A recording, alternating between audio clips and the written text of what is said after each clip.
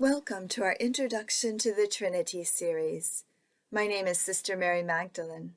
This is the fourth of a 12-part series dedicated to the teaching of St. Thomas Aquinas on the Trinity. Today we will be speaking more about the relations of origin, that is, the divine persons as subsistent relations, who are still one God, since they are the one divine essence. Now, if you recall from last time, Aquinas gave us a roadmap in which we were to consider, first, the question of origin or procession of the divine persons, secondly, the relations of origin, and thirdly, the persons themselves. And we have now talked about the first point, which is the eternal processions of the Son and the Holy Spirit, as well as the second point regarding the relations of origin. Now St. Thomas brings up an objection, which you may also be thinking. It was an objection I myself had, and have heard others bring up as well. The objection goes something like this. If two things are identified with the same thing, then those two things should be identical to one another. Or we could put it mathematically. If A equals C and B equals C, then A must also equal B, right? So if the Father is identical to the one divine essence, and the Son and the Spirit identical to the same divine essence, why are the three not really identical to one another? Can we not just remain Sabellians after all? Aquinas responds to this objection by saying that, first, it is true that there is no real distinction of essence. It is not that the Father, Son, and Holy Spirit all somehow share or participate in the divine essence to a greater or lesser degree, like you and I share in humanity, such that none of us can have all the perfections of what it means to be human, although we are all human. Rather, the Father and Son and Holy Spirit are all three the complete and total divine essence. As if I were to say, I am human nature. I contain within myself every perfection possible to human nature, which of course I do not, and no human being does.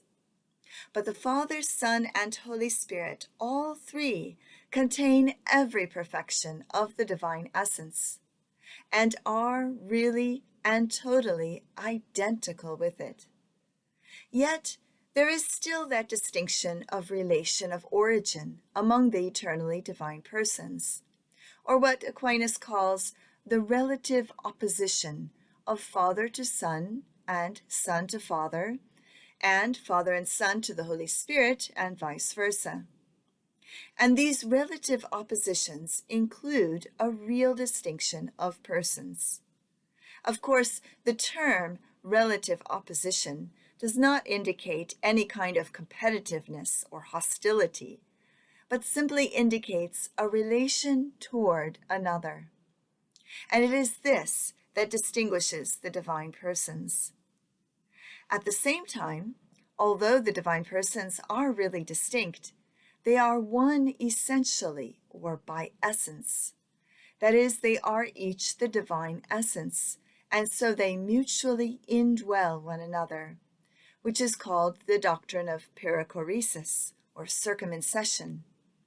Circumcision, a term which refers to the fact that the divine persons permeate or dwell within one another, something expressed by Christ in the Gospel of John 10:38, where he says, "The Father is in me, and I am in the Father."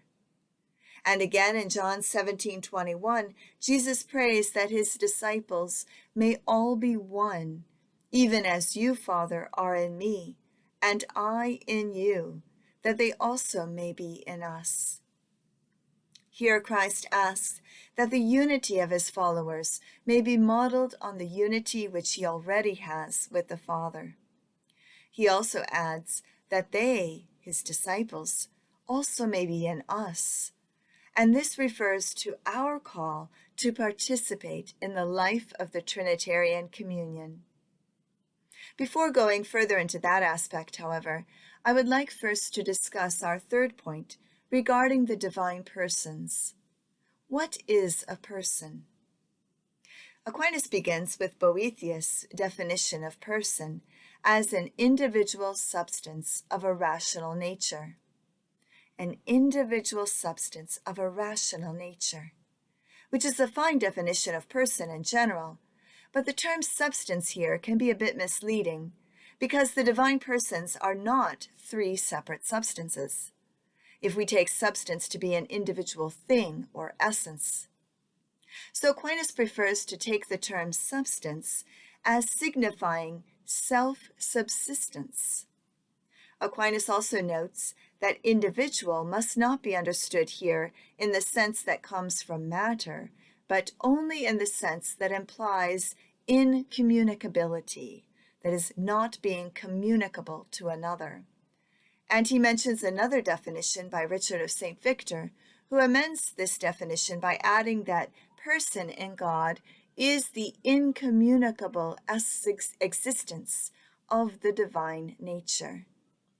However, this latter definition, while a good one, does not yet get at how the persons in God are three and not just one person. So Aquinas explains that this word person signifies in God a relation as subsisting in the divine nature. Or, as he also says, the several persons are the several subsisting relations, really distinct from each other. Since then, paternity and filiation are opposite relations, they belong necessarily to two persons. Therefore, the subsisting paternity is the person of the Father, and the subsisting filiation is the person of the Son. He explains that it belongs to both the Father and the Son to spirate or breathe forth the Holy Spirit, who is the procession related to both, since the Holy Spirit proceeds by way of love. So the three subsistent relations in God are paternity, filiation, and procession. Here note that procession is to be taken in a personal sense for the Holy Spirit, and not the generic eternal processions of the Son and Holy Spirit that we talked about earlier, which is a bit confusing.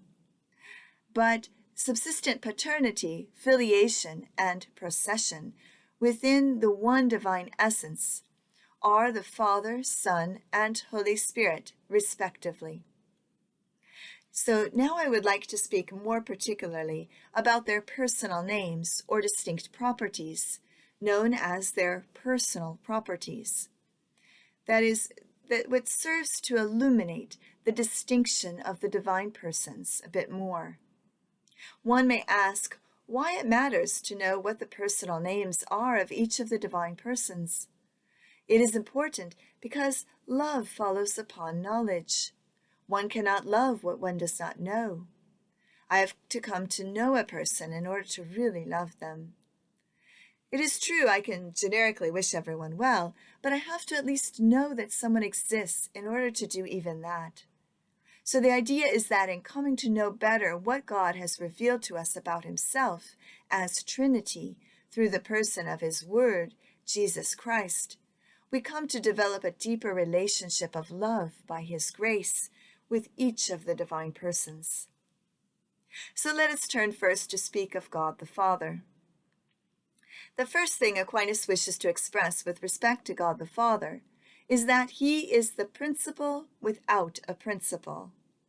St. Thomas explains that it is better to say that God the Father is the principle of the Son and Holy Spirit, rather than the cause of them, because the term cause seems to mean a diversity of substance, different substances, and dependence of one on the other, which is not implied in the term principle. In other words, between a cause and its effect, according to Aquinas, there seems to be implied a distance of perfection or of power, whereas we use the term principle even in things which have no such difference, but which have only a certain order to each other, at which, for example, a point is the principle of a line. The point is a principle or origin at which a line begins, but it's not the cause of the line. So the Father is the principle or origin of the Son and the Holy Spirit, but he does not cause them, properly speaking, because the divine persons are not simply effects. If they were effects of the Father's causing in an external sense, they would be no different than creatures, rather than being the one God. That is, there would have been a time in which they were not, as the heretic Arius tried to claim. However, since, as Aquinas explains, principle signifies only that whence another proceeds, and as the Father is the one whence another proceeds, that is, the Son and the Holy Spirit proceed from the Father, it follows that the Father is a principle.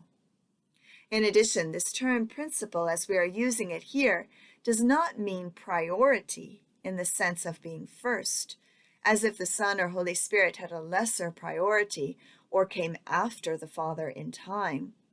But rather, principle here simply means origin. The Father is the origin of the Son, and the Father and Son are together one principle or origin of the Holy Spirit. In addition, the Father is the principle without a principle, in the sense that only the Father is unbegotten, or without origin. Only the Father has this personal property, which is technically called innashability. Innashability, that is not being born from another. Only he is the principle who is not from a principle. He is not from another, whereas the Son and Holy Spirit are both from another, that is, from the Father. But can one divine person properly be called Father? Aquinas answers yes. He explains that the proper name of any divine person signifies that by which the person is distinguished from all the other persons. And it is paternity which distinguishes the person of the Father from the other persons of the Trinity. Hence, this name Father, by which paternity is signified, is the proper name of the person of the Father. Next time, we will continue speaking of the person of God the Father, as well as begin our discussion of God the Son. We will also continue our discussion of the divine persons as subsistent relations. Until then, I hope you will continue to pray to the persons of the Trinity, Father, Son, and Holy Spirit, making acts of faith, hope, and love, and offering yourself and all that you do each day out of love for God and for souls.